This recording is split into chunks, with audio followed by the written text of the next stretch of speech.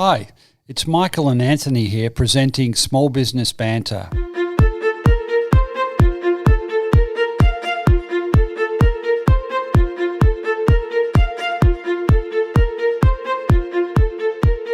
A healthy micro and small business sector means a successful economy and a more vibrant society. Small Business Banter is about helping regional business owners better prepare for the current challenges, but also for the next stage of business success. I'm Michael Kerr, founder of Kerr Capital, advisors to business owners. Each week, with Anthony Turner from the Small Business Mentoring Service, we'll interview a different small business expert or a fellow business owner and get them to share their best tips and insights for you, the listeners. Small Business Banter is brought to you from the studios of 104.7 Gippsland FM and is heard across Australia on the Community Radio Network. Thanks also to our supporters, Kerr Capital and the Small Business Mentoring Service.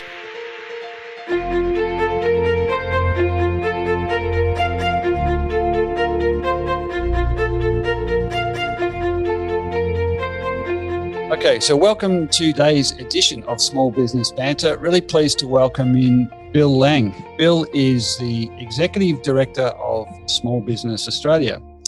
Small Business Australia works with members and partners to advocate for better conditions for small businesses, which they believe and we believe also at Small Business Banter are the heart and soul of the local economy and local community. So basically they want to help them survive and thrive. And what we're going to talk about particularly today, but not only, is a recent campaign initiated by Small Business Australia, which is buy local to support local businesses. His personal CV: born in Ballarat, born into a small business family, started at Melbourne Uni, formed a joint venture of his own called Dr. Dog, a mobile hot dog business, went from Melbourne Uni to Harvard, graduated as a Baker Scholar, took another pathway and formed a very successful internet company. So Bill's straddled micro, small and startup businesses and done it very successfully. So welcome in today, Bill. Yeah, good day, Mike. Thanks for having us along. Looking forward to some banter. Excellent.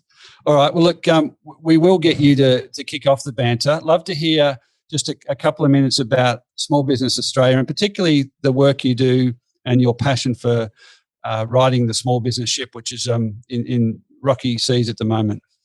Yeah, look, thanks, Mike. Small Business Australia was designed by a bunch of small business owners to provide a bunch of services for small business owners, but fundamentally to help the governments at three levels actually understand small business life and what's involved in starting and managing and operating a successful small business. And we've got a pretty simple philosophy that comes down to the following three things. We want to see things simpler, we want to see things fairer, and we want to see things better.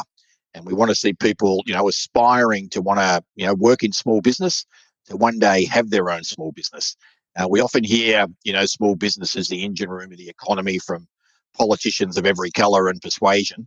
But much more important than that is we know, all small business owners are the hearts and souls of their local communities. They provide work experience. All of us on this call had our first work experience as teenagers working inside small businesses. Maybe some of us went to uni or TAFE and then we had a part-time job, most likely in a small business. In terms of who's sponsoring the local netball club, who's providing the prizes for the raffle up at the school, small business owners. So we think we've been taken for granted for a long, long time. And as an organisation, Small Business Australia, we have lots of members from all around the country. People can join for free. We have some premium memberships where people want to get some online business advice or some coaching. But one of the real benefits of being a member is we're able to organise a lot of buying power over everyday, business expenses. One of the challenges in small business is we're so busy that we don't get a lot of time to really research around and find great deals. But when we get a couple of million small businesses with their 5 million people working them together, we've got a lot of buying power. So that's the essence of what it's all about, Mike. Excellent. Bill, I do want to start with asking you about your experiences at Harvard, an elite university, and then your passion, your personal interest in small business. What did you take from Harvard? I understand you you graduated as a Baker Scholar, but what did you take especially from Harvard, to your small business learnings and practices today? I'm Yeah, really look, fascinated. we're very lucky to have the way the Harvard MBA works is you do case studies, which are stories about real businesses, from small ones that became large or to some very large ones. And often we'd have the business owners or the entrepreneurs or the executives come along. And one day Bill Gates came along and sort of sat down in the class with us.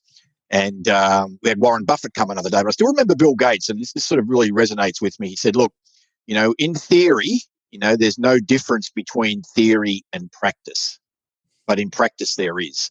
And I think that was one of the key things, was irrespective of all the theory and all the textbooks, and we had no textbooks at Harvard. Everything was a case study, looking at a real business situation, doing some analysis, looking at the options, working out what you'd do, then having to justify what you'd go and do with respect to all your other class members, and argue the case and identify what could go wrong and what would you do about it. So that process of analysis, options, evaluation, making a decision, what could go wrong, what are you going to do if those things go wrong?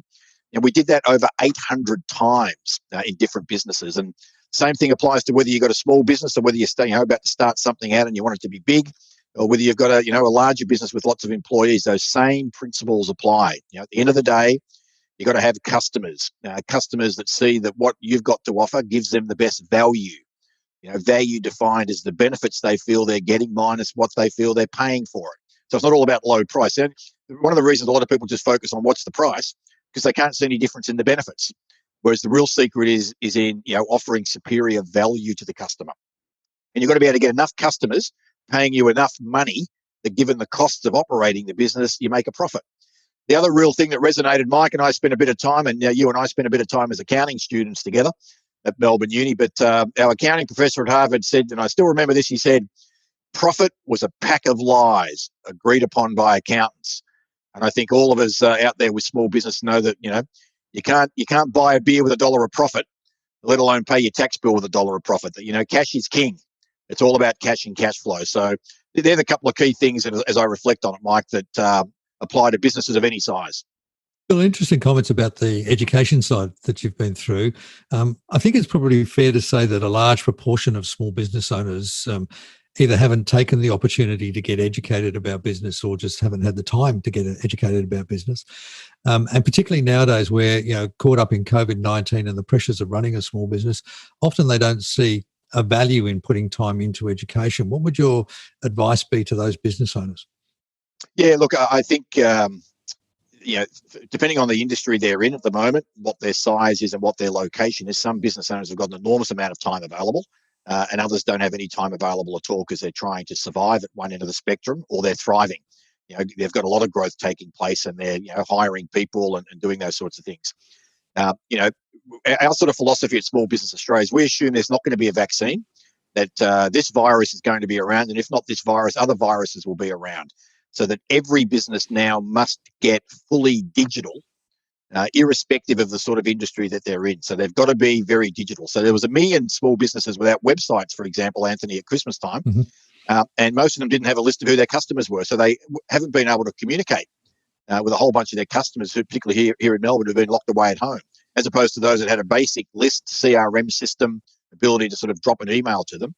So, but I think it's about sort of it's not textbook stuff. It's that stuff in practice. And it's, change has been pretty rapid in terms of digital business globalization now for more than 10 years. And every small business owner that I know, you're prepared to give something a go, give it a go once. And then if it sort of doesn't work, you might stop doing it. And your conclusion might be, oh, that just doesn't work. Now, it may be that the way it was implemented, it didn't work. But with things like digital business, and these days there's great short videos you can see. You don't need to outsource it. The key skill, I think, as a business owner is to work out how to find good suppliers, good partners, how to know whether you're getting superior value in terms of what you're buying, so that you focus on what you do best in your business. And that's a critical skill to get good at no matter what business you're in, because you're going to need other people to do other things for you. And there's nothing worse than throwing a lot of dough at digital marketing, for example, feeling totally let down and bamboozled by all the jargon of SEO and SEM and data and analytics and blah, blah, blah, blah, blah. But you don't have an extra customer that's profitable to show for it. But look, the world's changing fast. Customers are changing fast. If you're not learning, you're going backwards and you're going out of business faster than ever. So, Bill, you talk about the challenge of digitizing, and a lot of that's on the owner, though, isn't it? To really, given our current circumstances, just to take the bit between the teeth and start to learn about different and better ways to run your business. So, aside from digitizing, what are some of the immediate challenges that business owners are facing, and how do they tackle those? Because it flows not just to the owner, it flows through the family, the employees, the community. So it's quite devastating if it doesn't get, those problems don't get addressed. Yeah, it's a great question, Mike. And let me say to everyone that's listening, they can come and join Small Business Australia for free. And there's, nearly 300 simple, short educational videos that they can access, as well as some very simple guides to follow. So we put a guide together in March called the 5-Step Small Business Survival Guide. And I'll just sort of walk through the 5 steps because different businesses are at different stages. And what we put together back in March is equally applicable today, particularly to businesses in different parts of the country. But step number 1 was basically all about realization. So I actually did the research and wrote the guide myself just before Easter, when things first started to hit the fan. But a realization that things were changing. We weren't going to be bouncing back to normal. There is no going back to normal, and that certain things that are changing are going to be changed forever. So a realization that I can't hibernate. Most business owners are always thinking about their business anyway. Unless you had a lot of, like a big brown bear, a lot of fat to go into the cave for a few months. So lots of savings in the balance sheet, etc. You weren't able to hibernate. You needed to try and work out what to do. So realization was the first thing. The second one then was reorganization, and that was really to minimize cash outflow and ideally get to cash flow break even, worst case scenario, as quickly as possible. So that was everything from dealing with revenues in, delaying cash flow going out, applying for any possible sources of government support that might be available, even if you weren't eligible. So back then, Job Seeker, Job Keeper, Job Builder, all this different stuff we got, they keep changing the rules as they go because they don't really understand small business in any of the capitals, and certainly up in Canberra. So they've come up with these complicated things, not easy, unfair in some cases. But reorganisation was number 2. Number 3 is reinvention. So what parts of my old business will come back, and what's changed with my customers in terms of how I'm going to need to change to keep serving them. And then what am I actually good at? What capabilities have I got? What do my customers know me for? What other things could I potentially get into that the customers that I've already got would say, yeah, that business and that business owner could creditably, serve me in that area. The fourth area then is reskilling. So, the owner themselves, which is all around ultimately, geez, how am I going to change the business to survive and thrive? And then will some of my staff need to be reskilled? Now, as a generic thing, every state is requiring businesses to be COVID safe. So in that whole area, there's a whole bunch of stuff that a lot of business owners have been learning. A lot have been learning how to use things like Zoom and run dance classes, not in their dance school, but through Zoom, delivering physiotherapy through things like Zoom. So we've already seen a lot of reskilling in the way services can be delivered, leveraging streaming video as a solution. And then the fifth one was then restart, depending on ultimately where you were and what business you were in, how you go about restarting. But I think on that realization thing, Mike and Anthony, the critical thing is the health of the business owner.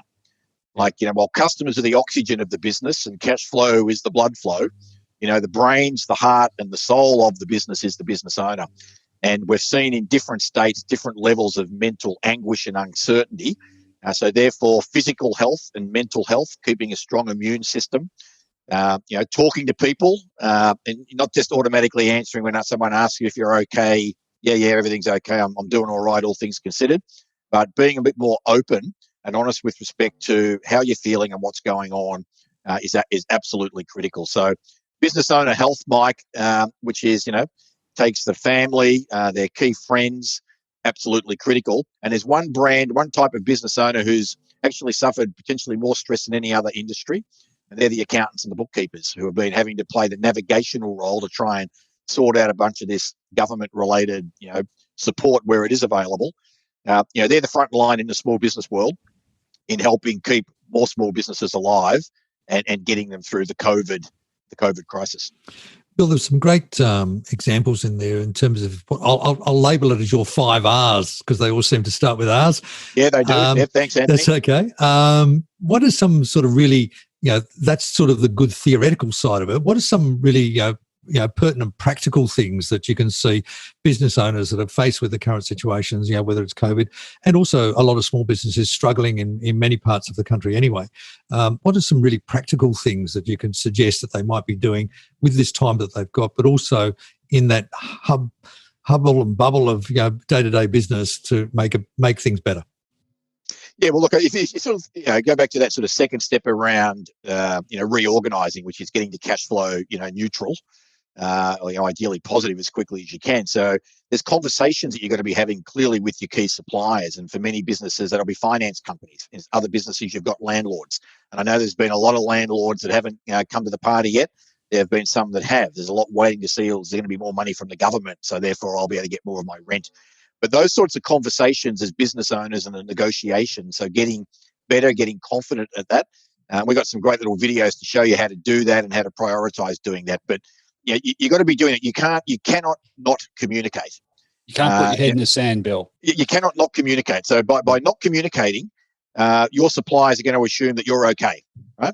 And that may not be the case, that you're not okay, that you've actually got major issues. I was talking with the top 4 bank the other day, and we've got probably 20% of small business owners have not been returning calls in the last 6 weeks. Right? Yeah. The banks have added hundreds of people. They want to work out how you're going. They want to look at what else can be done. They want to make you aware of other sources of potential financial support, etc. But the ostrich strategy, is guaranteed to not only starve you of oxygen as the ostrich, but the business will be dead and you'll be incredibly unhealthy. So that's one area, Anthony. On the other side, it's your customers, right? So you've got to be communicating with them to let them know what's going on. And the best way to do that is to find out how they're going and check in with them in terms of showing your care and concern for them. And they'll be interested in knowing how you're going, and they'll be open to hearing about maybe what you've changed in the business or what you're planning to change. Those 2 dimensions, the supply side and the customer side, give you the best possible chance of stabilizing things.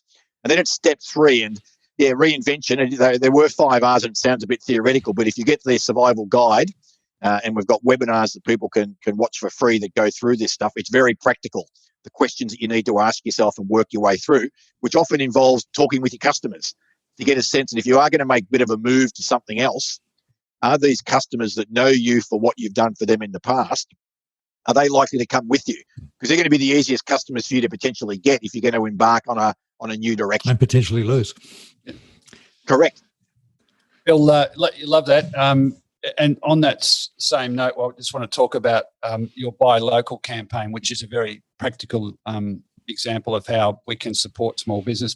We are talking with Bill Lang from Small Business Australia. So, Bill, just tell us quickly about #Buy Local.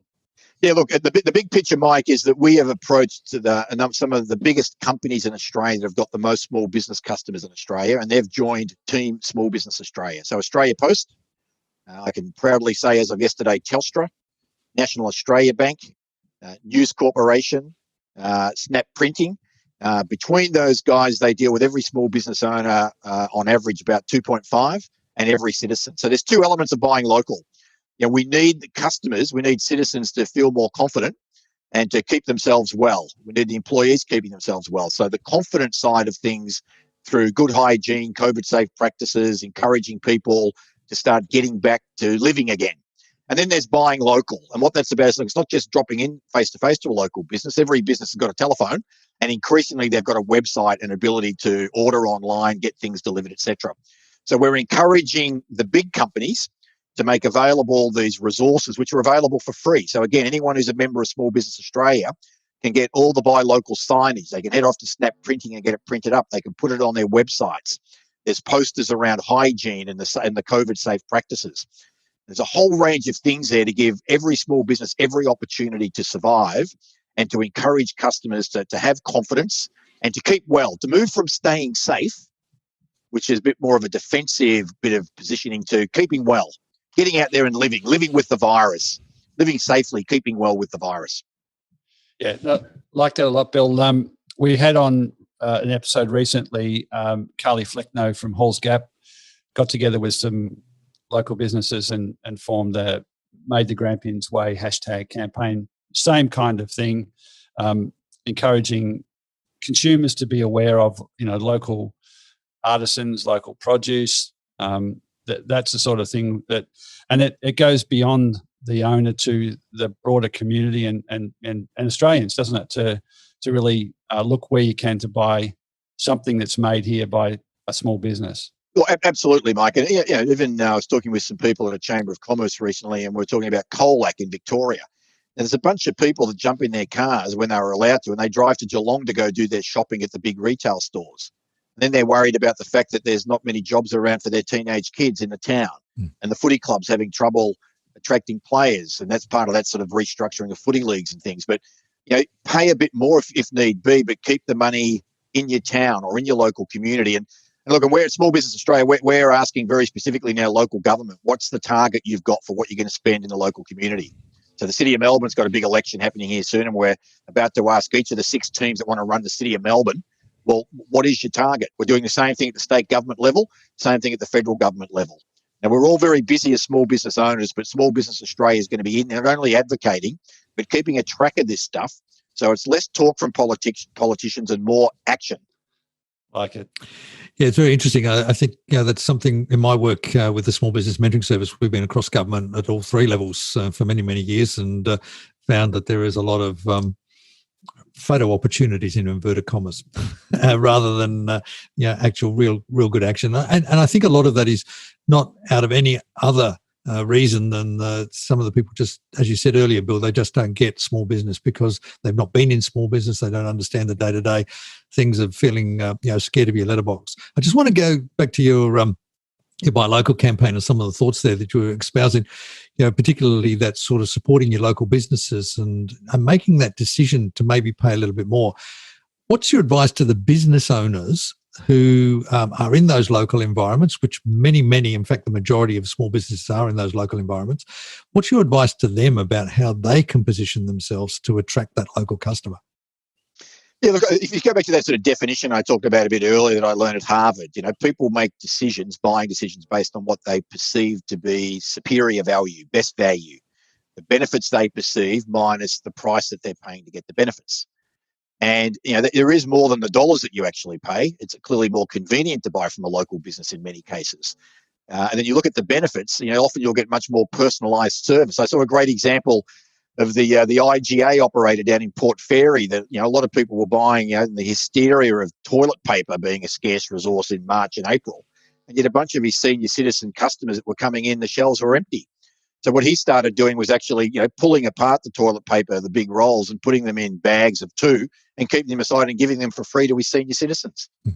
Don't think we've seen Woolworths do something like that. Don't think we'll see Coles, not even Aldi, good different. I don't think so.